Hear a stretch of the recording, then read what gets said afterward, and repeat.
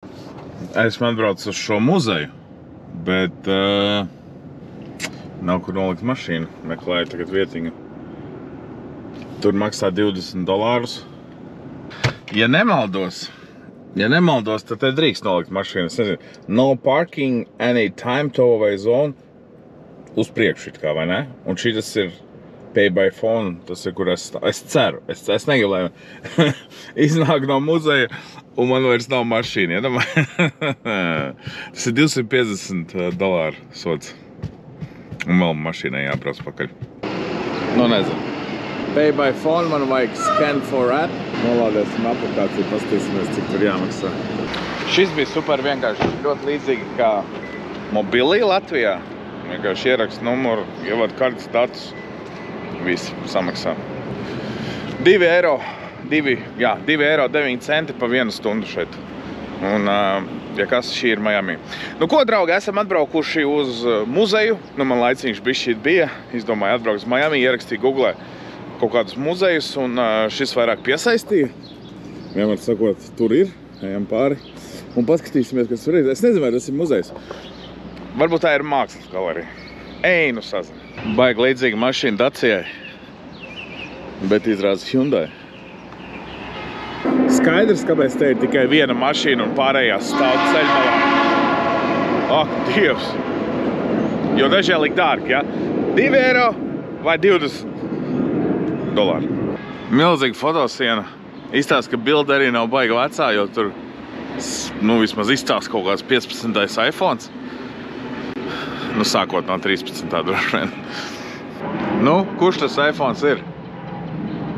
13. 14. Ej, nu sazin. Labi, ejam iekšā. Ja kas šo vietu sauc Super Blue. Ok, turpināšu filmēt ar telefonu, jo GoPro tādā tumsā nevar pavilkt. Principā es nezinu, kur es esmu atnācis, bet tur priekšā recepcijā teica, it's okay, most of people don't. So, ejam iekšā, samaksāja $56. Un ko sākam?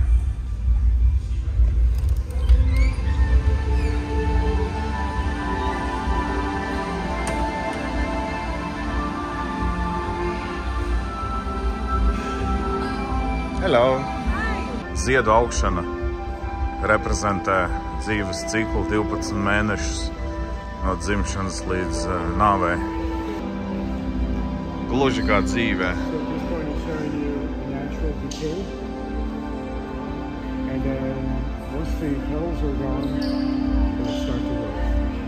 Es gribu pieskarties.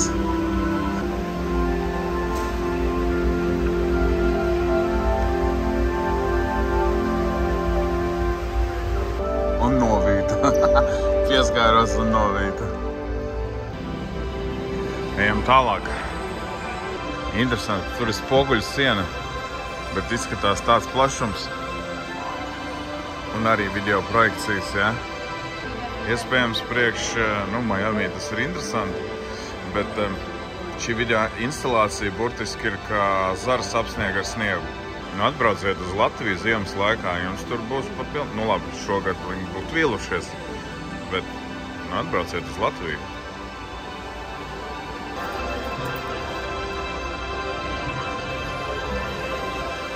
Izauga prokām man zariņi.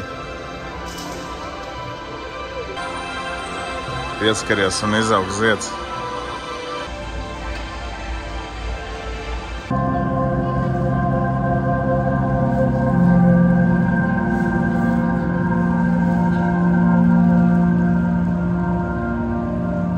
Thank you.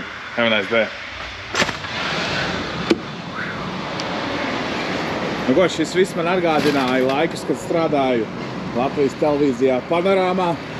Bieži mani lika uz kultūras ziņām, līdz ar to baigi atgādināt tos laikus. Tā kā man vēl pāris stundas ir, domāju, aizbrauksim uz Miami Downtown, paskatīsimies augstceltnes. Tur ir monorails cauri pilsētai, lai gan es ar viņu esmu braucis. Iepriekšējā Miami video, kuras bija pirms 7 gadiem, filmēju. Es nezinu, vai šoreiz braukšu, bet vajag aizbraukt to rajonu, jo es skatos, ka daudz mājas saceltas, daudz augstceltnes jaunas šogad laikā.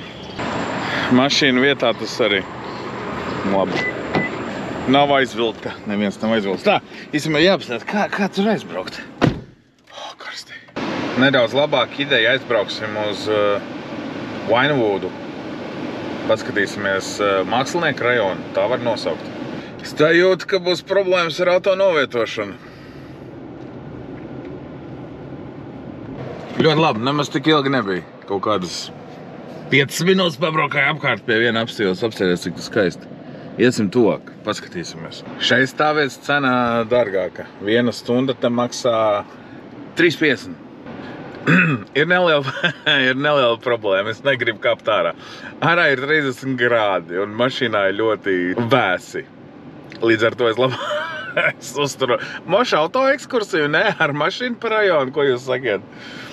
Un vēl kas ir thunder showers brīdinājums, respektīvi, jebkurā brīdī var līt lietus. Lai gan debesis, tādas. Bet šeit tas lietus var uznākt nemanāmi. Reāli nogāžu. Un tad vienā sekundē pāriet. Šis ir Vinewood, mākslinieku rajons. Šeit visas mājas ir ar grafiti. Nu ko, ejam paskatīties.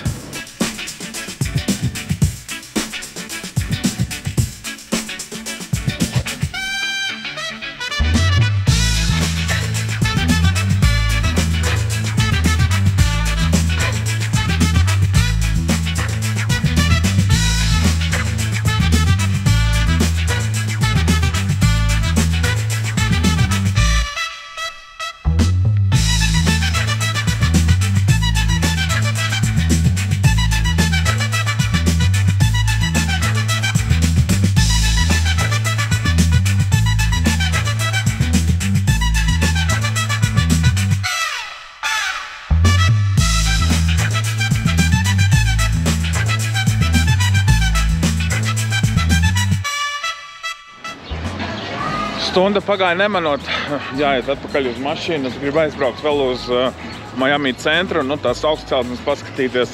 Bet jā, sāka līt normāli. Diemžēl man ir tas GoPro Media mods. Tas nav ūdens izturīgs. Bet jā, stunda ir ļoti maz laiks, lai te visu apskatītu. Īpaši, ja tu gribi visu nofilmēt. Bet tā foršs rajons. Vismaz te ir kaut kāda dzīvība. Cilvēki, kas redz uz ielām, kaut kas notiek. Normāli gāži. Redz kā, jā? Aizej projām no tā rajona, kur ir kafejnīcas, kur ir bāri, kur ir ēdnīcas, jā? Un lūdzu, apkārt te nekur nav, kur ieiet. Starp citu, mašīna. Tā kā esmu ļoti...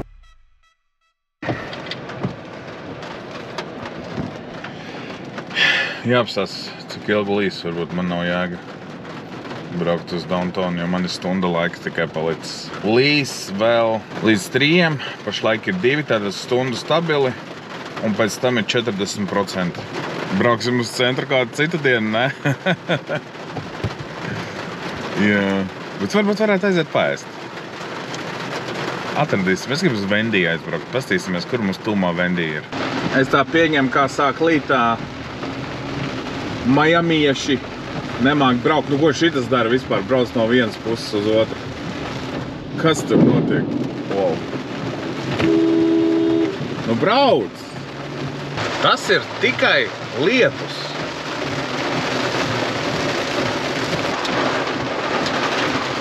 Vso, esam klāt. Tā, aha, re, kur ieja. Ko, skrienam?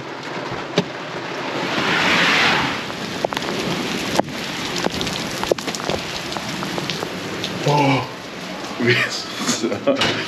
Esmu slapš. Nezinu, paņemšu parastu burgeru kaut kādu. Baconator. Classic chicken. Es nezinu, ko es gribu īstenībā. Parasts ir burgeri.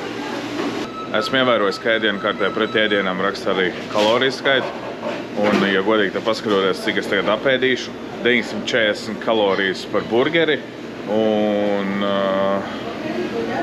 350 kalorijas par free kartupeļiem. Labi ir tas, ka es daudzēju ar kājām, bet, katrā ziņā, man liekas, no Amerikas es aizbraukšu smagāks. Man iedeva tukšu glāzi, es no sākuma neiebraucu, bet, viņi pateica, ka tur var aiziet uzpildīties. Es tā kā reāli no laukiem, es nezinu. Viņiem tur kaut kāda drāma ēdnīca iekšā virtuvē. Man iedeva šitādu, nevis paplātu, bet maisu. Ui, ko es gribu? Nav nejausmas.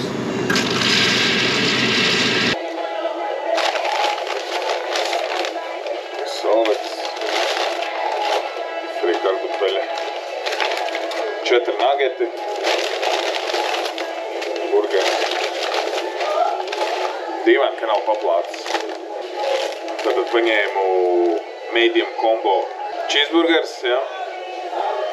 9,99 un nageti 2,19. Kopā 13,03. Ko pagašos. Kāpēc es izvēlējos Wendy? Kāpēc es gribēju Wendy? Tāpēc, ka nezinu, kopš pēdējās reizes, kad es biju Amerikā, man viņš vislabāk palicis atmiņā kā garšīgākais burgers. Kā saku, pamēģināsim.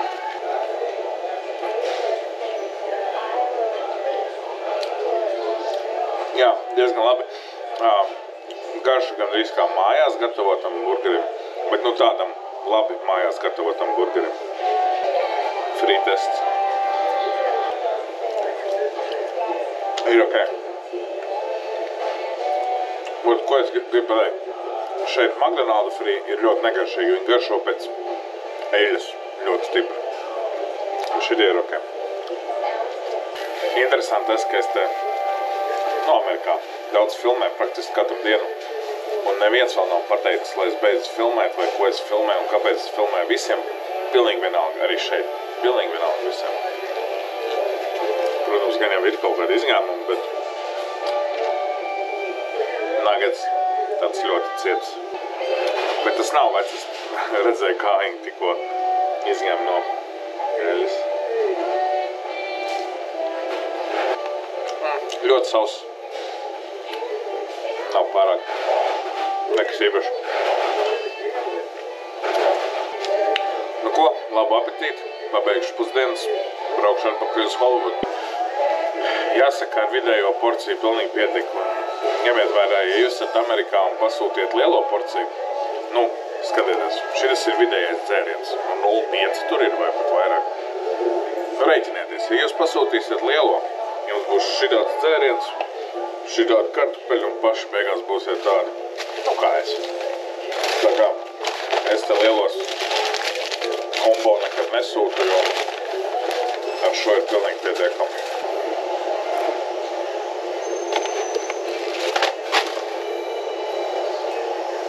Vēl līst.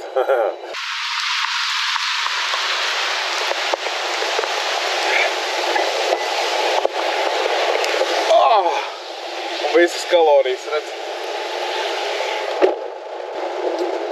Google Maps saka, ka severe thunderstorm warning un izstāsta, ka man jābrauc divreiz ilgāk. 42 minūtes sastrēguma baigi esat. Stāvu tagad nežēlīgajā sastrēgumā un domāju, cik šai mašīnai liels motors, jo degvielas patēriņš ir milzīgs. Pašlaik ir 14,6 miles per gallon. Tas ir 15 litri, 16 litri 100 km. Es nezinu, šitā ir totāli benzīna kapsēta. Labākais, ko es dabūju, bija pa šoseju, tagad bija 24 maili per gallons. Un tehniskajā pasē nav rakstīts, cik liels dzinējs. Un uz motora, parasti jau, zin kā, arī varbūt uz motora rāda, tur tilpumis bija atvērts kapot, arī nav rakstīts. Tā kā nav nejausmas. Man jābrauc. Mega sastrēgums. Mega.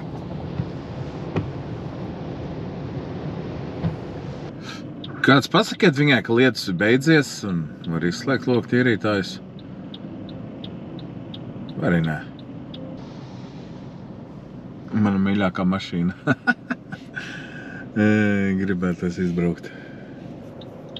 Un nekāda vaina. Mašīna nav ne saskrāpēta, ne sadauzīta, ne deg. Ja? Tā kā Cybertruck un Teslas. Nē, vispār, Floridā tas nav. Tas varbūt ir kaut kur liberālajos štatos, šeit demokrātiskajos štatos, šeit tomēr republikāņi uzvarēja. Tā kā jā, viss tas, ko jūs tur Twitterī vai ziņās lasiet, te es neredzu vispār neko tādu. Tā kā tā ir vienkārši tāda selektīva informācija, kas jums tiek pasniegta kā visa Amerika. Un vēl kas man šķiet, ka mēdī Latvijā un Latvijas Twitter burbulis satraucās par Trumpu un Masku daudz vairāk nekā vispār te cilvēki. Te cilvēki balsoja par Trumpu, atbalsta viņu. Arī atbalsta to, ko viņš dara, vairāk vai mazāk.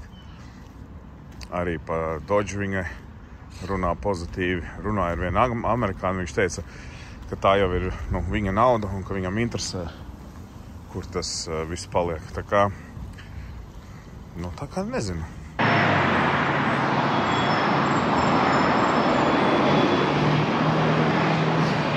Jā, baigi patīk, kā skan amerikāņu mašīnas. Tādi, kā liela dzinēja viņiem ir tāda dobja skaņa un izpūtais kā spainis. Tas vienkārši patīk.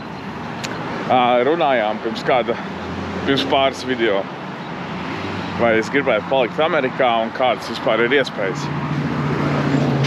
Redz, atkal tāda skaņa. Jā, un ir vēl divas iespējas.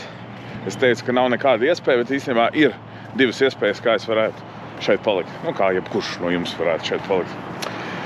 Pirmā iespēja – nopirkt Amerikā biznesu, un attiecīgi viņi tev iedod darba atļauju, bet biznesa summai tur jābūt ir, minimums 80,000, bet vēlams 150. Nopērts kaut kādu veikalu, kaut kādu darbnīcu, kaut ko ražo, tā. Tad viņi tev iedod darba atļauju, uzturēšanās atļauju, bet viņi tev nedod rezidenci. Un tu vari strādāt savā veikalā, vai ko tu tur nopērci. Un otra lieta ir apprecēties ar amerikānieti. Bet tas arī uzmanīgi, ja? Jo viņi uz šo skatās ļoti, ļoti.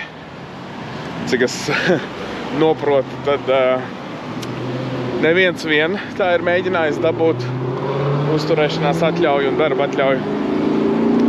Un vēl viena iespēja ir studēt. Un ja tu studē, tad teorētiski, ka tu vari dabūt to uzturēšanās atļauju, darba atļauju tu vari dabūt tikai universitātes ietvaros.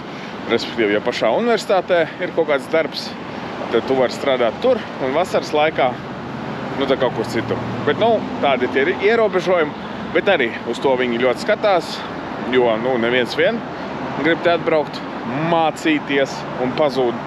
Tāpēc viņi skatās, cik tev kontā ir nauda, vai tu varēsi samaksāt par mācībām, un vai tu varēsi sevi uzturēt.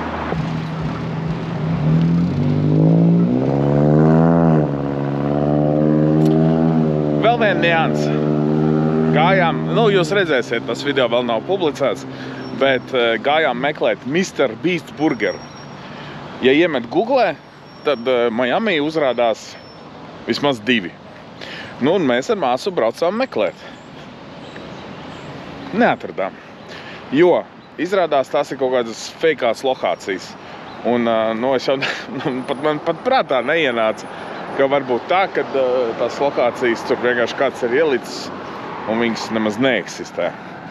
Un, protams, tur, ja palasa ieiet iekšā, palasa atsauksmes, palasa komentārus, tad jā, tur ir rakstīts, ja, ka tā vieta neeksistē, un ka tas ir fakes. Un pats interesantākais, ka administrācija no Mr. Beast burgera tur arī bija ielikusi komentāru, ka viņi par šo ir informēti un izskatīs šo jautājumu.